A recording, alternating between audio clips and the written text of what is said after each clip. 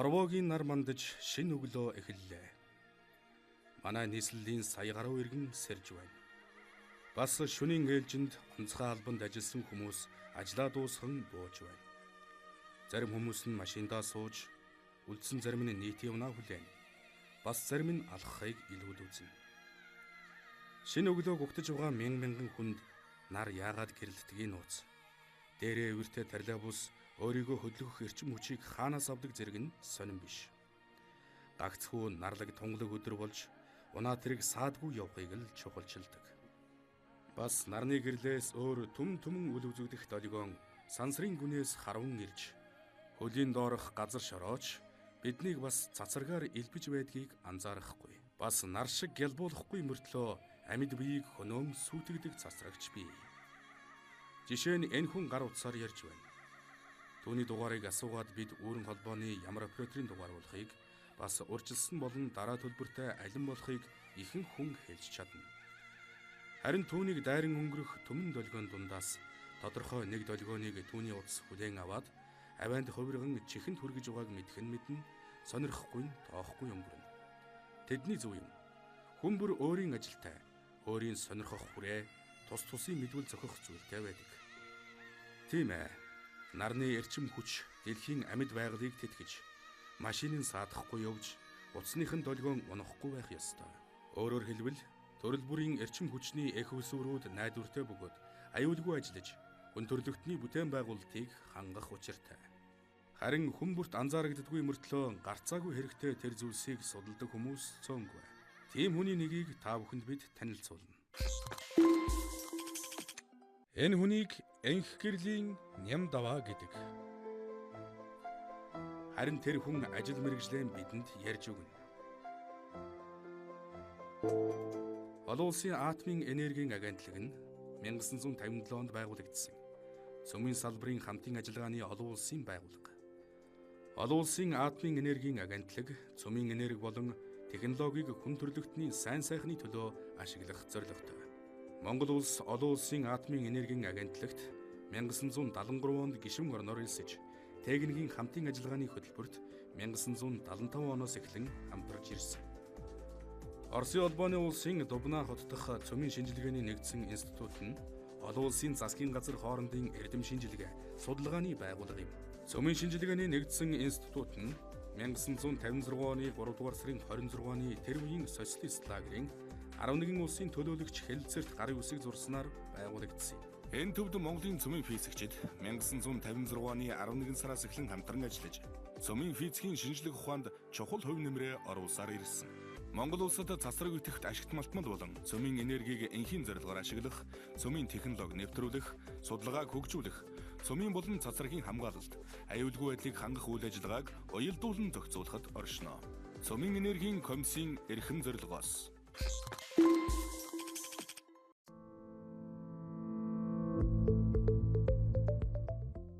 21-р зуунд амьдарч буй бид 20-р зуунд тусгаар технологи сэргээж шинжлэх ухаанд хөгжсөн Монгол улсын хөгжлийн их үйлсийн үргэлжлэл билээ.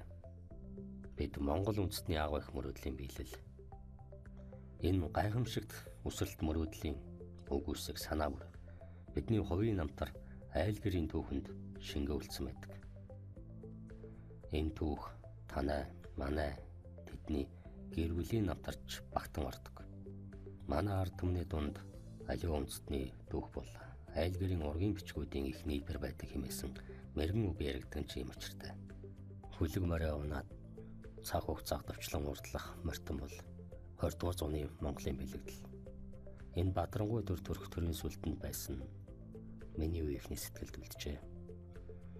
Манай гэр бүлийн ойрын үеийн намтарчсан сүүлийн 200-ыг дамжсан Монгол улсын маань түүхийн бяцхан давчлал шиг санагддаг. 20-р зууны ихээр тусгаар технологи сэргээсэн Монгол улс өөрнөд Европын жишгээр шинжлэх ухааны шимийг хүртэн үйлдвэрчих зорилго тавьсан юм. Миний өвөө Сэнгийн Эрдэнэ нүүдэлчин монголчуудын түүхэнд шинэ үеийг нээсэн ажилтрын комбинатыг байгуулсан жил буюу 1930 онд төржээ. 1938 онд түүнийг 8 настай байхад Монголд анх удаа байгуулагдж байсан төмөр замтай тэрээр хувь заяагаа авсан юм.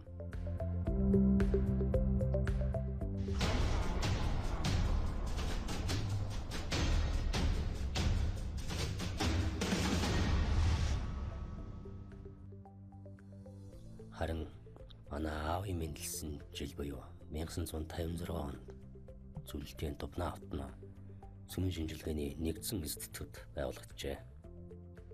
Дубнаа бол Монголын цөмийн физикийн салбарын судлаач эрдэмтдийг анх үлгийдэн бойжуулсан газар гэж манай ахмадууд хэлдэг. Үүний дараа жил буюу 1957 онд Олон улсын атомын энерги агентлаг үе таалгаа нээжээ. Олон улсын атомын энерги агентлаг буюу Ахмад үеийнхэн Орос төвчлөлөөр нь магнитик хэмээн дуудаж заншсан энэ газар бол цөмийн материалыг инх тайвны зорилгоор ашиглаж байгааг шалгаж баталгаажуулах, хяналт тавих, аюулгүй ажиллагааны норм стандартыг тогтоох болон заавар дүрэн боловсруулах, тэдгээрийг гишүүн орнуудад хэрэглэх үйлчлэгээ үзүүлэх, цөмийн технологиг эрүүл мэнд, хүнс, хөдөө аж ахуй, эрчим хүч, байгаль орчин болон бусад салбарт хэрэглэхэд дэмжлэг үзүүлэх үүрэгтэй газар юм. Аавыг маань сургуульд орох тэр жил буюу 1962 онд бүгд найрамдах Монгол ард улсын сайд нарын зөвлөлийн нэргэд Цөмийн энергийн комисс анх байгуулагджээ.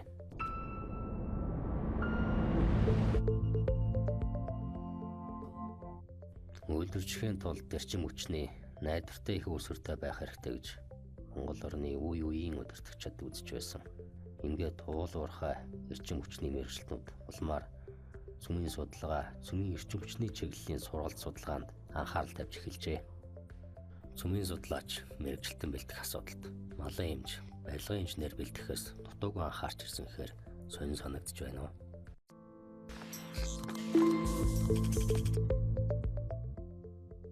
(1962 онд гарсан Цөмийн энергийн комиссийн төр дүрмд бүгд найрамдах Монгол ард улсын сайд нарын зөвлөлийн нэрэгдэх Цөмийн энергийн комисс нь улс орны улс ардын аж ахуй, соёлыг хөгжүүлэх хэрэгт цөмийн энергийг ашиглуулах, цөмийн энергийг эрдэм шинжилгээний асуудлаар бүгд найрамдах Монгол ард улсыг төлөөлөн гадаадтай харилцах байгууллага мөн гэж заасан байна. Бүгд найрамдах Монгол ард улсад шинжлэх ухаан, түүний ололтууд нэвтрэн хөгжиж ирсний дотор цацраг туяаны эмчилгээ, эрентхэн онцлогооны арга технологи багтаж байлаа. Улмаар цацраг идэвхт бодис, үүсгүүрийн хэрэгцээ, түүний хадгалалт хамгаалтад хяналт тавих хэрэгцээ шаардлагач уран гарч ирсэн байна.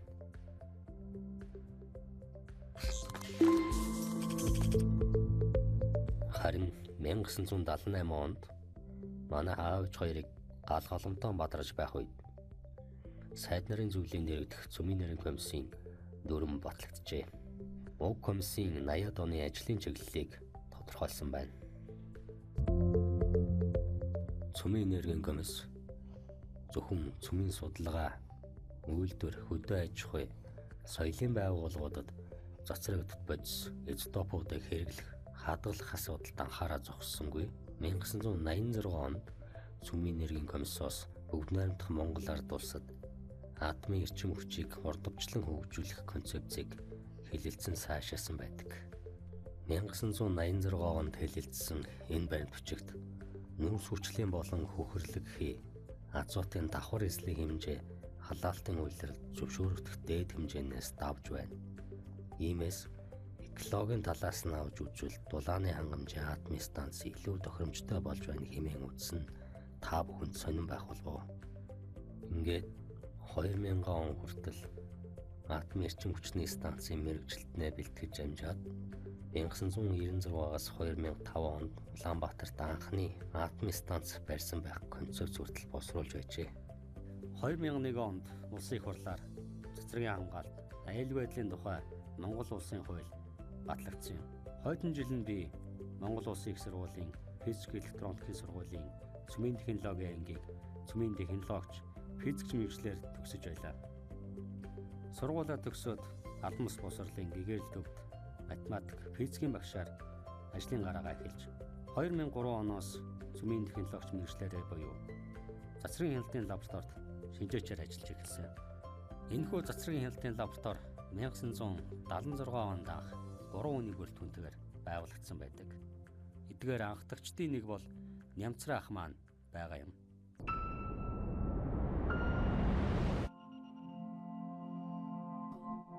За 1961 онд цацраг туяа элэг ажил нэгдэж цацрагийн үсгүүрээр хорт авдрыг одоо эмчиж эхэлсэн. За ингээд эрүүлийн хамгаалах байгууллага, геологи уулуурхай, үйлдвэр хөдөө аж ахуй, эрдэм шинжилгээний байгууллагуудад хонжуулах цацрагийн үсгүүр цөмийн технологиг одоо өргөн хэрэглэх болсонтой холбогдуулан 1972 онд эрүүл ахуйн халдварны асуудлын улсын институтийн дэргэд цацрагийн хяналтын лабораторийг 3 орон тоотойгоор байгуулах намын төв хороо сайдны зөвлөлийн 410 дугаар тогтоол гарсан байдаг. Анх цацрагийн том хэмжих ганц ч доош метр байхгүй байгуулагдаж байсан манай лаборатори одоо цацрагийн хяналтын бүх чиглэлийн гадаад дотоодод өндөр мэргэжил эзэмшсэн олон тооны мэргэжлнүүдтэй цацрагийн хяналтын бүх төрлийн хамгийн сүүлийн үеийн багаж аппаратаар бүрэн хангагдсан ийм улсын хэмжээний хүчирхэг алба болон хөгжсөнд ахын мэргэжилтний хувьд баяртай байна. 2009 онд Цөмийн нэргийн тухай Монгол улсын хууль батлагдж байх үед би Цөмийн нэргийн газарт Цөмийн болон цацрагийн хяналтын улсын байцаагчаар ажиллаж байлаа.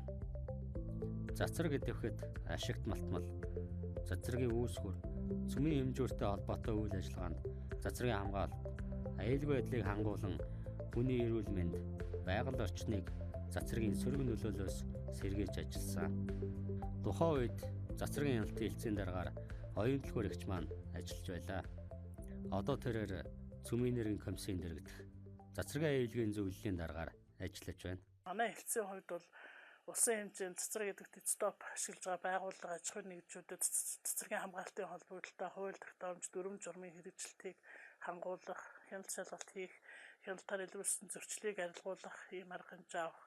За тэрнээс гадна цацрагийн үсгүүртэй харьцаж ажиллаж байгаа хүмүүсийн одоо ажлын байрнаас шалтгаалan авч байгаа мэргэжлийн шаардлагын хяналтыг хэрэгжүүлэх. За хүнсний бүтээгдэхүүн умдны ус, гадаад орчны цацрагийн хяналт, за барилгын материалын цацрагийн хяналт гэх мэтлэн хүн амын цацрагийн шаардлагатай холбогдлолтой энэ хяналтын чиг үүргийг бол улсын хэмжээнд манай хэлтсээс хариуцсан хэрэгжүүлдэг байсан. За ингээд 2015 онд Цөмийн энергийн комиссийн 04 тогтоолоор Цөмийн энергийн комиссийн дэргэд цацрагийн аюулгүй зөвлөл одоо байгуулагдсан. Цөмийн болон цацрагийн аюулгүй байдал гэдэг маань улс орны үндэсний аюулгүй байдлын салшгүй чухал нэг бүрэлдэхүүн хэсэг байдаг. За ийм учраас цацрагийн аюулгүй зөвлөлд маань үндэсний аюулгүй байдал, цацрагийн хяналт, цацрагийн хамгаалалтын чиглэлээр одоо бэлтгэгдсэн эрдэмтэн мэргэжилтнүүд за мөн онцгой байдал цацрагийн ослог авшигын үед үйл ажиллагаа явуулах, туршлагатай ийм мэргэжлийн хүмүүсийн төлөөлөл за мөн цацрагийн хамгаалалт аюулгүй байдлын чиглэлээр үйл ажиллагаа явуулж байгаа төрийн бас байгууллагын төлөөлөл энэ зөвлөлийн бүрэлдэхүүнд орсон байдаг. Монгол улсын энэ одоо хөгжлийн өнөөгийн шатнд бол цацрагийн аюулгүй байдлын асуудал онцгой одоо анхаарал татаж байна. За энэ салбарыг бид нар бол одоо Монгол улс өөрийн одоо үндэсний аюулгүй байдал мөн одоо эдийн засгийн хөгжил зориулж одоо олон улсын хамтын ажиллагааны хүрээнд ашиглах талаар одоо төрийн бодлого боловсруулаад явж байгаа. Би та нарт салбарынхаа түүхийг өөрийн давч намтартайгаа ярьж өглөө. Ганцхан миний намтарч биш. Таны ер нь аль ч Монгол хүний хувийн намтар дээр тулгуурлаад Монгол улсынхаа түүхийг ярьж болно.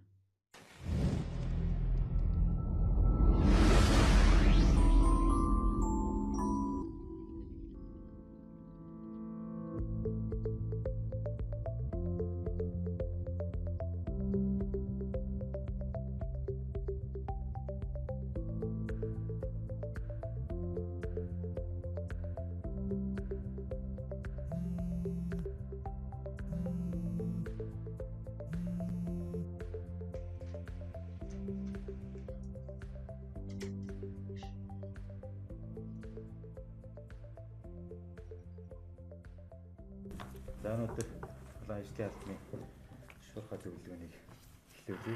Бидний үйл ажиллагаатай нийцэх өнөөгийн одоо биднээс шаардж нийцэх бол 3 одоо зөвлөгөө авах үйлчлэгийг бол би одоо санал болгохоор байна. За 18-аас 19 оны төслийн цэцэрлэгт олон улсын хаад нэрийн ангиллаас Монгол улсад 4 одоо үндэсний төслийг бол хэрэгжүүлж байгаа. За энэ төслийн хүрээнд бид нар бас энэ олон улсын экспертүүдийг Монгол улсад авчирч одоо авчрах тийм болцоонууд бий. Тэгэхээр энэ ажлыг бас бид нар эх жилийн одоо төлөвлөгөө бусад үйл ажиллагаатайгаа уялдуулж явах нь зүйтэй гэсэн саналтай байна. Ураны ордыг ашиглах үйл ажиллагаатай холбоотой за байгаль орчин, аюулгүй байдлын тал дээр бол үнэлгээ өгөхөөр одоо зөвлөх үйлчлэг авах нь зүйтэй байх гэж бодож байна. За нөгөө талаас Монгол улсын одоо доктортой хөгжлийн үзэл баримтал тусгагдсан байж байгаа. Цөмийн эрчим хүчийг ашиглах одоо энэ бэлтгэл ажлыг 2025 он хүртэл хийхээр байж байгаа. Тэгэхээр энэ бэлтгэл ажлын хүрээнд бол бас зөвлөх үйлчлэгээ авах зүйтэй байхаа гэсэн саналтай. За миний хувьд Баатар цог дарагтай бол бас санал нэг байна.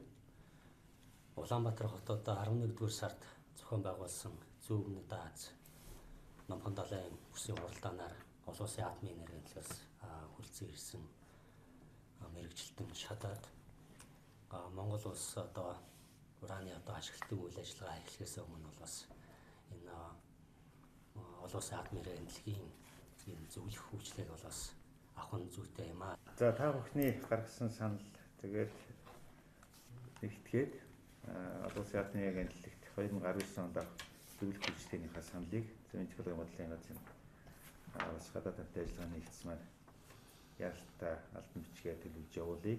Шуурхай уралдаан өндөрлөө.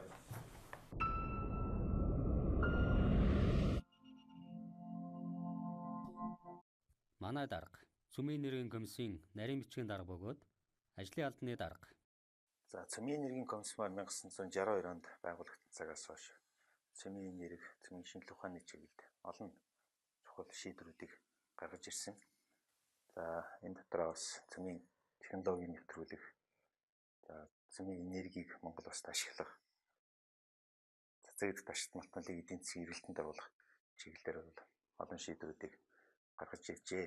За энэ хугацаанд бид нар цэцэргийн аюулгүй норм, цэцэргийн хамгаалалт аюулгүй ажиллагааны үндсэн дүрмийг бас баталж нийтэд гаргаж мөрдөх хэрэгцээ баримтчиг болгон бас аж ахуйн нэгж байгуулах, бүх цэцэргийн үсгээр хэрэгэлдэг зөвхөн холбоотой үйл ажиллагаа эрхлэх аж ахуйн нэгж байгууллагууд ажиллах хэвээр бол энэ ажлыг мөрдүүлэн ажиллаж байна. Бас цэцэг ташид малтмалыг тэрс ураныг эдийн засгийн эргэлтэнд оруулах чиглэлд бол үндэсний норм дүрм стандартыг бий болгох чиглэлд бол онцгой анхаарлаа. За үүнд бол цэцэг ташид малтмалын хайгуул судалгааны цэцэргийн аюулгүй ажиллагааны дүрмийг боловсруулсан. За батлууллаа. За мөн цэцэг ташид малтмалын олборлолт боловсруулалтын үеийн цэцэргийн аюулгүй ажиллагааны дүрм эдгээр олон дүрм журмыг боловсруулах үйл ажиллагаанд манай Цөмийн аюулгүй байдлын бодлогын газрын дарга Ямдаа маань бас энд бас багаа удирдах идэвхсэн ажиллагаатай ажиллаж ирлээ. Тэр дэндээ бол олон улсын атомын энергийн агентлагийн дүрм журм стандарт за мөн Европын холбооны дүрм стандарт зөвлөмжүүдийг бол тулгуурлаж үндэсний норм дүрмийг төслийг боловсруулах энэ ажил дээр бол их идэвхсэн ажиллагаатай зохион байгуулагч бас ажилтныг хэлмээр байна.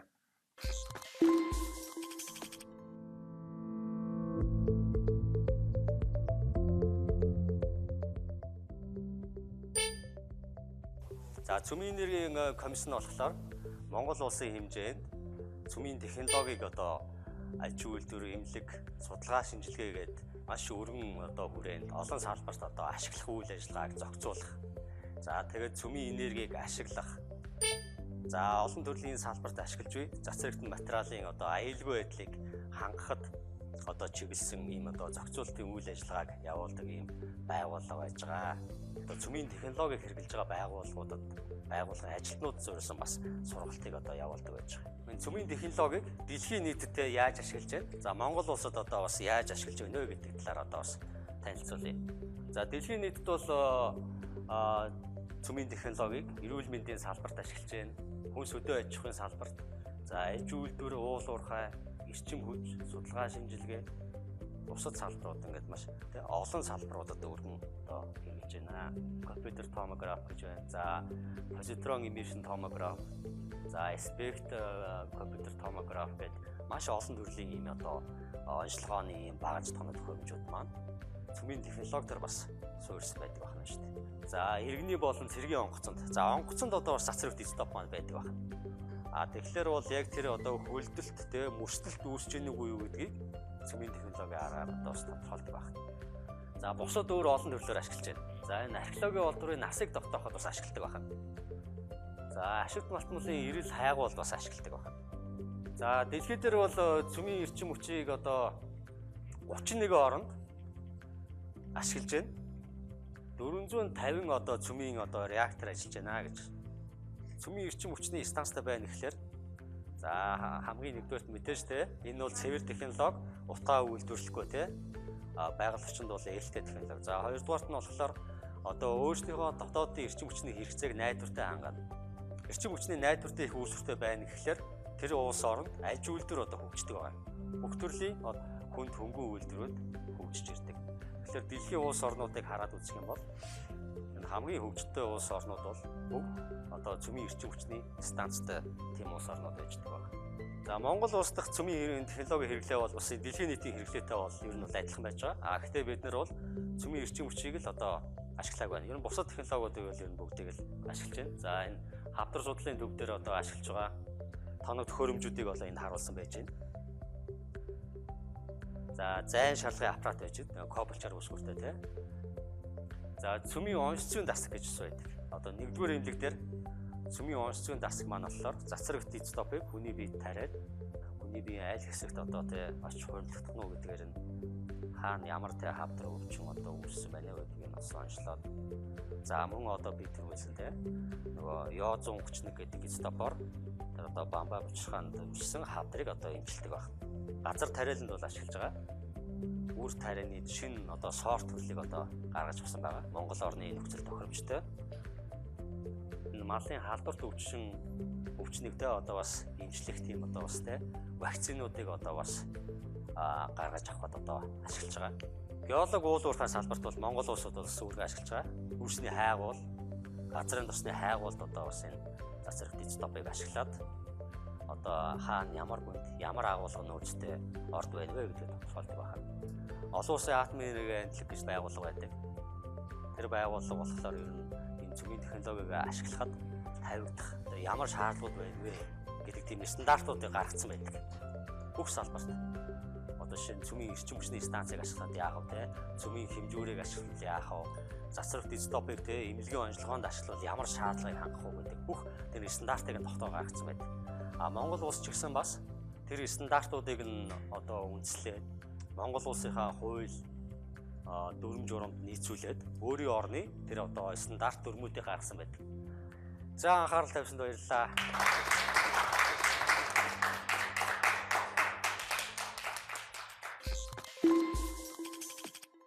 Хүмүүс манай ажлыг бол бас сайн мэддэггүй цөмийн энергийн комисс гэхэлэр яг юу гэдэг юм болоо гэд. Манай нутгийн нэг өвөө бол бас асууж лээсэн. Монгол улс ер нь цөмийн зэвсэг хийж чадах уу гэд. Гэхдээ Монгол улс бол цөмийн зэвсэг үйлдвэрлэх олон улсын гэрээнд нэгдээд орцсон. Цөмийн зэвсгээс ангид байх тухай хуулиа 2000 онд батлаад гаргасан.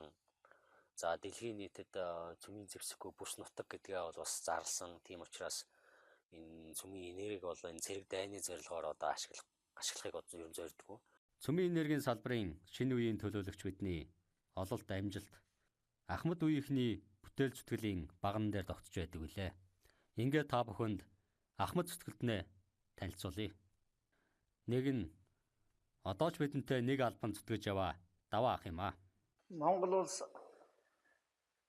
зах зээлийн эдийн засаг ардчилсан нийгэмд шилжснээс хойш одоо манай Монголын олон залуучууд гадаад оронд явж ажиллаж байна. Солонгост олон хүн явж яг нэг технологи эзэмшиж байна. Тэрний хажуугаар бол одоо шинжлэх ухаан, байгалийн ухаан, технологийн чиглэлээр олон манай залуучууд одоо Америк, Япон гэх мэтлэн өндөр хөгжилтэй орнуудад амжилттай ажиллаж байна. Тэгэхээр энэ боломжууд бол үндсэндээ 90 оноос хойш олдсон боломж. 1990 оноос өмнө бол ерөөсөө ийм боломж бол тухайлах юм бол одоо олон улсын одоо төвшний судалгааны лабораторид ажиллах боломж бол зөвхөн цөмийн физикч нарт л одоо олдсон ийм юм байгаа юм. Өнгөрсөн хугацаанд бол 100 гаруй монгол залуучууд урт хугацаагаар явж ажилласан, өнөөдөр ч ажиллаж байгаа. За эдгээрээс бол нэг 50 орчим хүн бол одоо дэд эрдэмтний одоогийнхоор бол боловсролын PhD докторийн, за шинжлэх ухааны доктор бол бас нэг 9 хүн хамгаалсан байгаа. Одоо 60 орчим судлаачд бол MNB институтийн олон улсын хамтын ажиллагааны төсөл хөтөлбөрийг хэрэгжүүлэхэд оролцож байна. Монгол улсын цөмийн энергийн салбарыг ярих бүрд нэрэн дурддаг хүүхэн хүү профессор билээ.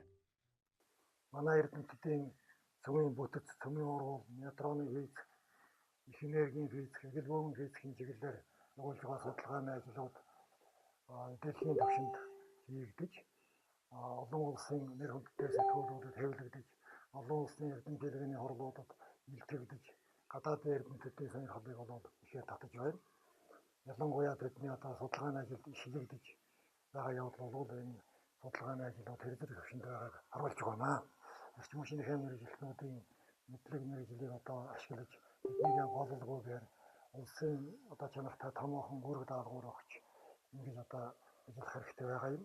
Энд бол цөмийн эрчим хүчийг ашиглах, цөмийн цахилгаан станц барьж ажиллах их л юм болох ёстой. Цөмийн эрчим хүч, цөмийн цахилгаан станцын асуудал бол аюулгүй байдлын талаас бол анхаарлыг татаж нэлээд шуугаан дэгдээдэг. Энэ бол олон улсын цөмийн энергийн агентлагийн одоо анхаарал хяналтанд ор маш тогтсон тийм хатуу гурван журмын дагуу ажилладаг учраас нэг одоо айгаад эмээгээд байх зүйлгүй ганцхан одоо тэнд батлагдсан норм стандартыг бол яг одоо журмынхан дагуу дагаж мөрдөж хариуцлагатай ажиллах энэ асуудал байгаа юм. Ийм учраас одоо цөмийн эрчим хүч, цөмийн технологи бол Монгол улсын хөгжилд онцгой чухал үүрэгтэй энэ одоо чухал салбар олон гэж бодож байна.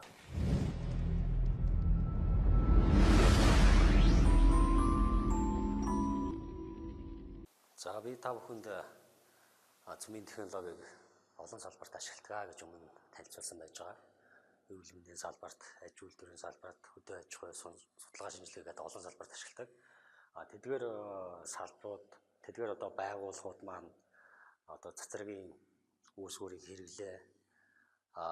Эрдэнэгийн аппаратууд хөрөмжийнхаа одоо аюулгүй ажиллагааг одоо шалгах зорилгоор энэ цацрагийн хэмжилтийн багжуудыг одоо ашиглах ёстой байдаг.